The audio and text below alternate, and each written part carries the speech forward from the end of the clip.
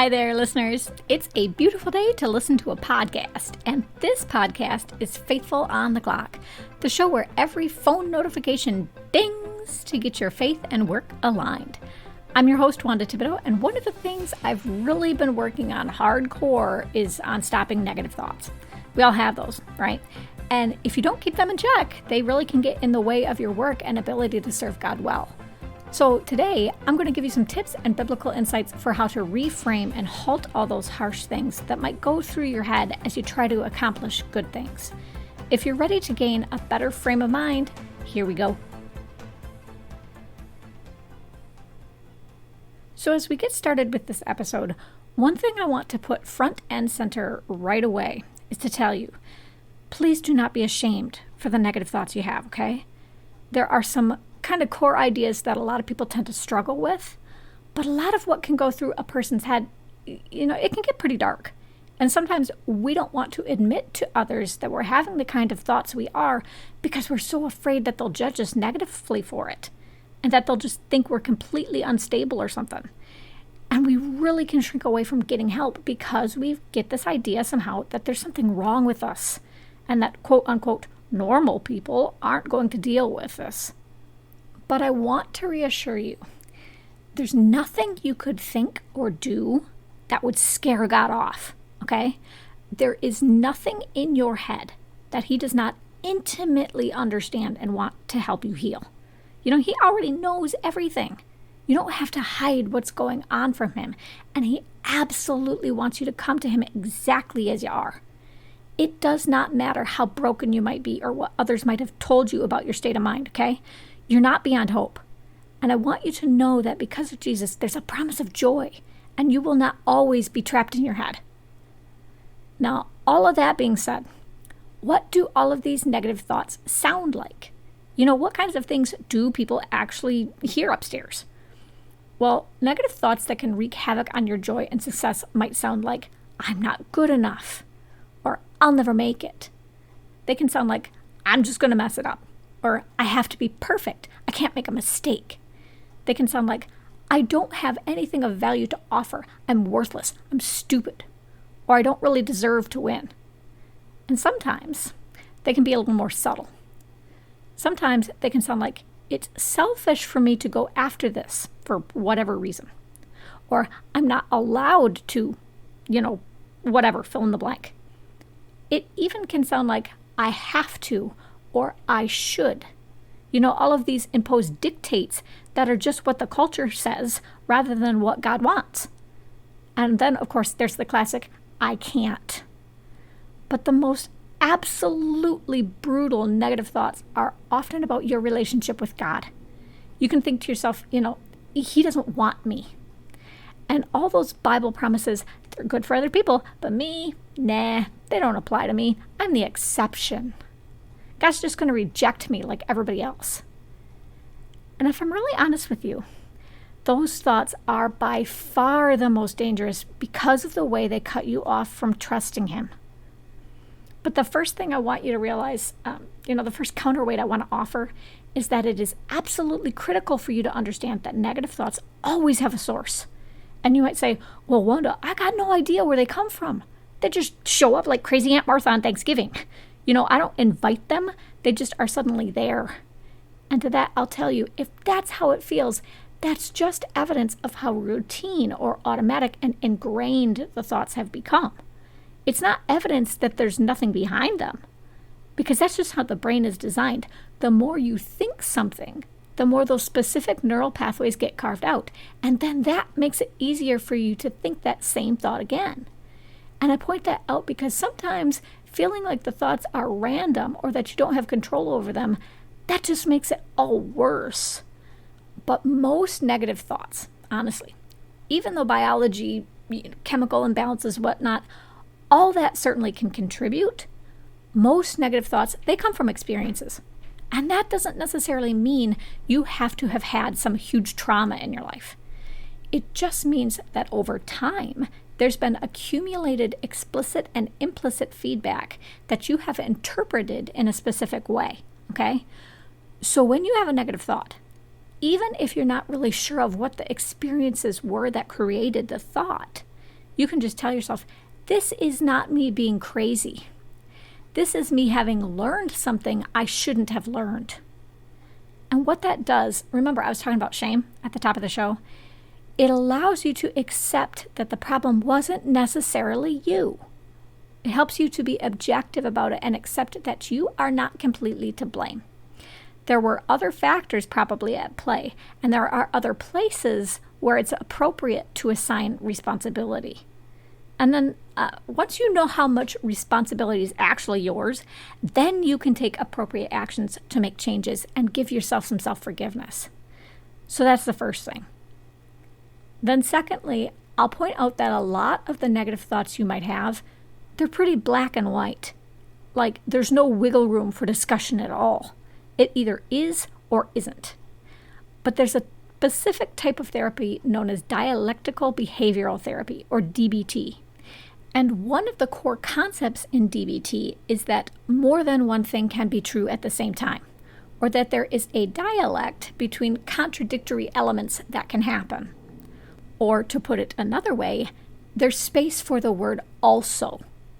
So for example, it might be true that you completely bombed your last job, but it might also be true that you didn't have the right training or that you have skills you can apply successfully somewhere else. Or you might say, yeah, I completely went against what I know God wanted me to do.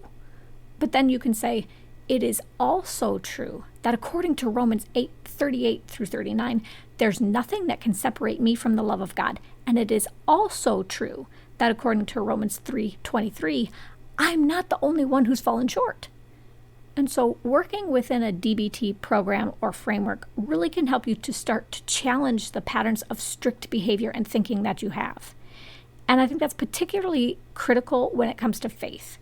Because if you start to think that there's this hard boundary between you and God, like there's just this strict line where you're just incompetent or awful, and that's it, then it's all too easy to just let this habit fester of not coming to Him. And if that happens, it just gets easier and easier to start listening to more and more of what the devil wants to use against you. So anytime you start going down that negative rabbit hole, you're replaying all the things that happened in the meeting or whatever, I just encourage you, look for the also. Look for the alternatives, the other points where there's some truth. And one verse I do want to offer here is Philippians 4:8. And that one is pretty familiar, but it basically just says, whatever's good, put your mind on those things. And I've cautioned the use of this verse before, because if you don't watch it, it can tempt you to just lapse into toxic positivity and just deny what's wrong. But in line with this whole DBT concept that more than one thing can be true, it's not an invitation to ignore what's bad, okay? It is instead a reminder that there are not only bad things. It's a reminder that even though some things might not be so great, it is also true that there are things you can celebrate and find joy in. And if you think about those things, it's harder to feel like everything is completely hopeless. Then the third thing is, if you notice, a lot of the negative thoughts you have probably revolve around your identity. You can feel like you don't belong or aren't a smart person or all kinds of things. And you're assigning all of these labels or perceptions to your sense of self. And the big point here is that your identity is absolutely where the devil will attack you. Because I'm telling you, the most valuable thing you can grasp is that you are a child of God who cannot be separated from God or your inheritance. If you know who you are and that you belong to God, then you can trust in the power He's able to give you. And if you can do that, then suddenly the devil, then he's got a real problem. He's got a battle he won't be able to win. So one of the first things he does is try to wear on your understanding of who you are. And he will take every opportunity to magnify everything untrue that you have learned. He'll do everything he can to make sure you recall every negative thing you've ever heard in your life about yourself. So when you start thinking false things about your core self, stuff like, I don't have any value, you have to actively challenge what the devil's whispering you are and reclaim who God knows you to be. And you just repeat to yourself as many times as it takes that you are a precious daughter or son of the Father. And you tell yourself where you are headed. And you tell yourself that your mind is not real estate that belongs to God's enemy. And I'm going to be real blunt with you here. Just saying this stuff, you might not feel it right away, okay? But I think it was Louis Giglio. There was a sermon he did called Living Free from Anxiety. But he said, worship and worry cannot be in our mouths at the same time. One of them always displaces the other. And if you think of Job, I can guarantee he wasn't feeling all that great when he lost everything. But in his darkest moments, he still worshiped. And the idea is the more you worship, the more you keep telling yourself the truth of who you are, the less room there is for your old scripts to play upstairs. Because like he said, you can't be doing both. So let worship be your sword. When those thoughts start playing, interrupt them with praise. Just disrupt them. Don't even give them room to get to the end, because that's not the path God wants you to go down. And that to me is the test of real faith. It's easy to worship when things are great. But when you can worship even when everything feels awful and you genuinely don't know what else to do, that's integrity. And God absolutely pays attention to it. It is a gift he provides that will protect you. And it's never the wrong choice. I was thinking, out over this holiday, but one final thought is, again, considering Job, you don't have to have this big list of thanksgiving when you worship. That's what Americans especially tend to do, is say, God, I'm so grateful to you that I have this great thing or my job or whatever it is. We go around the table and bow our heads and share the list as we eat our turkey.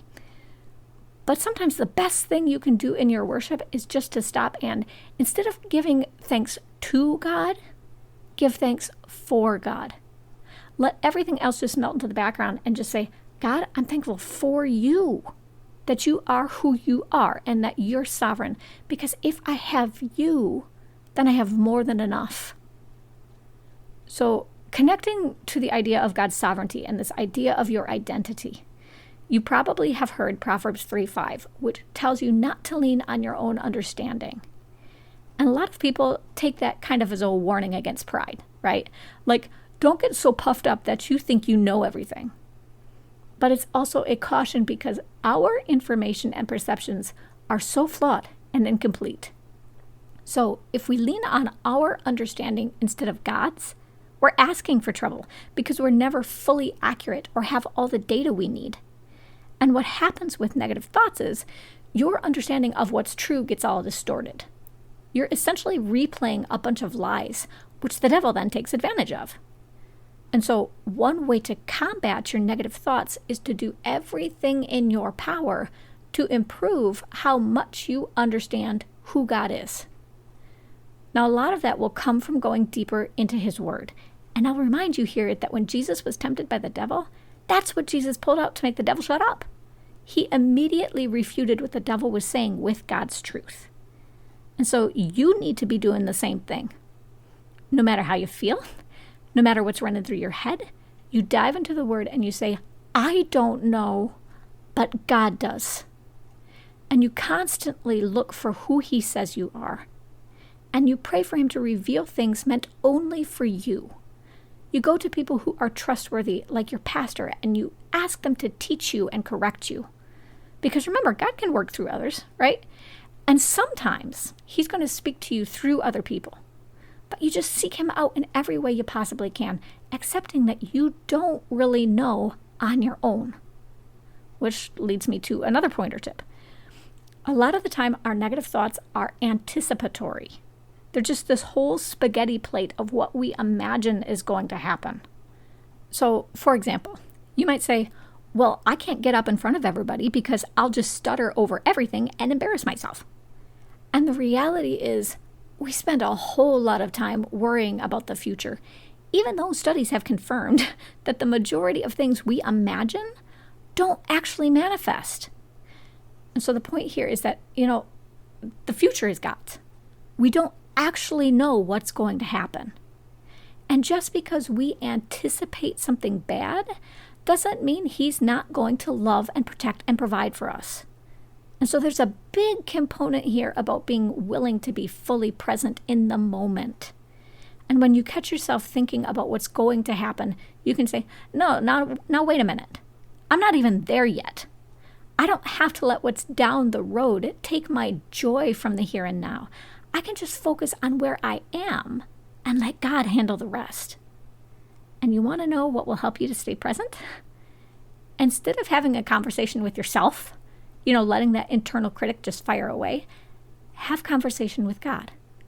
Like seriously, just chat him up. That's what he's there for. It doesn't have to be all formal or anything at all. It just has to be respectful and honor who he is. Because again, there's nothing that can scare him off. And the whole reason he gave Jesus to the cross was so that you could be completely yourself with him without any barriers or hiding. And to that worry and worship idea one more time, if you're conversing with him, there's no room to simultaneously let those unhelpful scripts play. But I also recommend that you tap other grounding strategies. And I offered some of those in episode 74 about staying calm under pressure. Sometimes techniques like breathing or identifying things in the room, it helps to reset the nervous system and stop those mental recordings from just getting out of control. The last point I'd like to leave you with is the classic definition of insanity is doing the same thing over and over and expecting a different result. And so often our thoughts get in a rut because our habits are in a rut. We're not doing anything different. So once you've hit play on that script, it's hard to stop it. You just follow what's familiar, right? So one of the best things you can do to break free of negative thoughts is to change up your environment. And that might be something as simple as leaving lots of positive notes for yourself around the house. It might mean going to different places or trying new hobbies. Or maybe you even set some boundaries with other people and say, look, every time I hang around you, I end up going down this spiral. So I'm not going to hang out with you anymore. I have to invest my time in people who love God and who can build me up. Maybe at work, you ask to sit next to somebody else, or you start listening to Christian music through your earbuds while you're at your desk. But if you don't want to think the same things, sometimes you've got to make some changes. And other people can help hold you accountable along the way. That's a big part of being loving the way God called us to be. So, having given you these tactics and thoughts, I'll close out with a prayer. Lord, people in the business world, we know all about outside threats. We look to see what our competition is doing all the time. But for a lot of us, Lord, the biggest enemy isn't somebody on the outside. It's us. It's our own mind. So today, I just ask that you'll speak to those who need to hear your reassurance, that you'll reset their thinking with your truth and protect them from all the ways the devil tries to attack. In Jesus' name, I pray. Amen.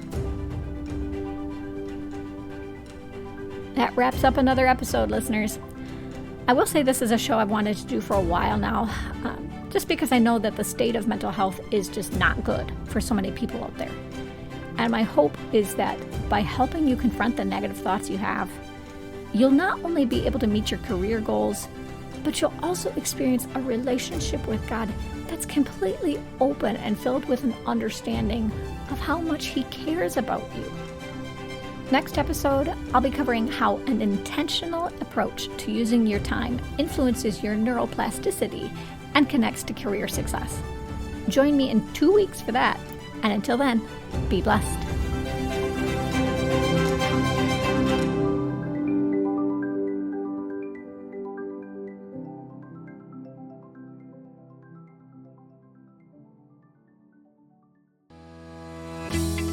Like what you heard and want even more great Christian business content?